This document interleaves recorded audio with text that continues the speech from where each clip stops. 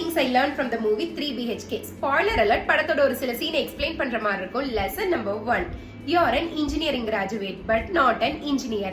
படத்துல வந்து சித்தார்த்துக்கு மெக்கானிக்கல் தான் படிக்கணும்னு இருக்கும். ஆனா ஐடில தான் ஃபியூச்சர்னு ஐடி சேர்த்து விட்டுருவாங்க. அவனும் கஷ்டப்பட்டு படிச்சு ஃபைனல் இயர்ல எப்படியா பிளேஸ் ஆயிரணும்னு ஒரு கம்பெனில 7 ரவுண்ட் இன்டர்வியூவை கிளியர் பண்ணி கடைசி ரவுண்ட்ல வந்து உட்காருவான். சிம்பிளா இன்டர்வியூவர் யூர் ரிஜெக்டட் ஏன் சார் நான் ரிஜெக்டட் அப்படின்னு கேட்டா, நீ மக்கடிச்சுதான்ப்பா இவ்வளவு தூரம் வந்திருக்க, you're an engineering graduate but not an engineer அப்படின்ட்டுருவாரு. சோ இதுல கீ டேக்க வேணும்னா எதை படிச்சாலும் புரிஞ்சு படிங்க, புடிச்சு படிங்க. Lesson number 2. ஐடில ஃபியூச்சர் இருக்கு, ஆனா எனக்கு இல்ல. நான் அப்ப சொன்ன மாதிரி அவன் ஃபைனல் இயர்ல பிளேஸ் ஆக மாட்டான். அப்புறம் கஷ்டப்பட்டு ஒரு வருஷம் கழிச்சு ஒரு கம்பெனில பிளேஸ் ஆகி அதுல ஒரு 2-3 வருஷம் வேலை பார்ப்பான்.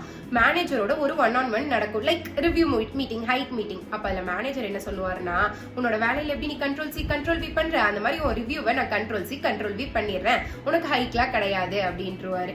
ஏன் சார், நான் தான் வந்து 12 மணி நேரம் வாரத்துல 6 நாள் விழுந்து விழுந்து வேலை பாக்குறேனே அப்படின்னா, you just another average employee, அதனால உனக்கு ஹைக்லாம் போட முடியாது அப்படின்ட்டுருவாரு. சோ இதுல கீ டேக்க வேணும்னா, நமக்கு பிடிக்காததை படிச்சு பிடிக்காததுல வேலை பார்த்தோம்னா நம்ம கடைசி வரைக்கும் ஆவரேஜா தான் இருப்போம், பெஸ்டா வரவே மாட்டோம். Lesson number 3, the most important one.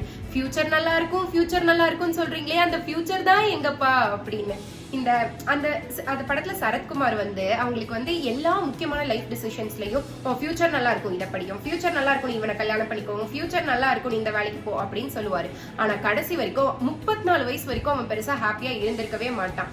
அப்பதான் அவங்க அப்பாட்ட கேட்பான், அப்பா எப்போதுமே ஃபியூச்சர் நல்லா இருக்கும், ஃபியூச்சர் நல்லா இருக்கும்னு சொல்லி நம்ம பிரசன்ட்லயே வாழ மறந்துட்டோமே அப்படின்னு. சோ இதுல இருந்து கீ டேக்கவே என்னன்னா, பிரசன்ட்ல நம்ம ஹாப்பியா வாழ்ந்தாலே நம்ம ஃபியூச்சரும் சேர்ந்து நல்லா இருக்கும். So live in the present. Let me know in the comments below, நீங்க படம் பார்த்துட்டீங்களா அப்படின்னு. படம் பார்த்துட்டா உங்களுக்கு எப்படி பிடிச்சிருந்துச்சுன்னு. படம் பார்க்கலனா கண்டிப்பா தியேட்டர்ல போய் பாருங்க. It's a must watch movie and also for more such videos subscribe to Heshway.